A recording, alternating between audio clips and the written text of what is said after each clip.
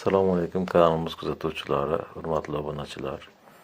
Bu yerdagi video yo'riqnomamiz aynan ko'chmas mulkka nisbatan bo'lgan yoki avtomobilga nisbatan bo'lgan ijara shartnomasini bekor qilish bo'yicha bo'ladi.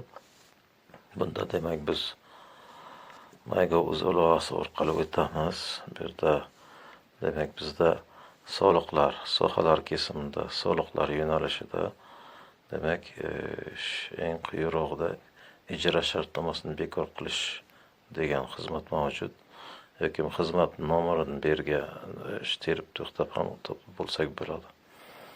Ijara shartnomasini bekor qilish xizmat bepul amalga oshiriladi va avtomatik tarzda jarayonni xizmatni foydalanish orqali davom etamiz. Ijara turini tanlang qilgan degan ustun bor. Ko'chmas mulk ijarasi va avtomobil ijarasi.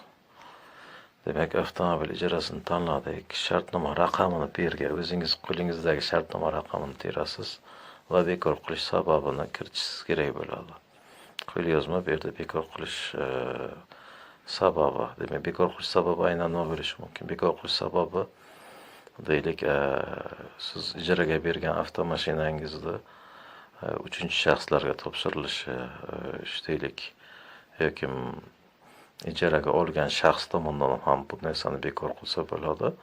Aynan yashirin yoki biron bir texnik muammolar avtomobilda mavjud bo'lsa, unday holatda bekor qilish mumkin. Va shu kabi bir necha o'zingizning holatingizdagi sabablarni berib kiritishingiz kerak bo'ladi-yu va bekor qilish ustunini tanlaysiz. Shundan so'ng demak avtomatik tarzda ijara shartnomangiz bekor bo'ladi. Video yo'riqnomamiz, demak aynan qisqa video yo'riqnomamiz shundan iborat edi. Yo'riqnoma agar yoqqan bo'lsa, like bosib qo'llab-quvvatlang. Keyingi kontentlarimizni o'tkazib yubormaslik uchun qo'ng'iroqchani bosib qo'ying va albatta obuna bo'lib qo'ying.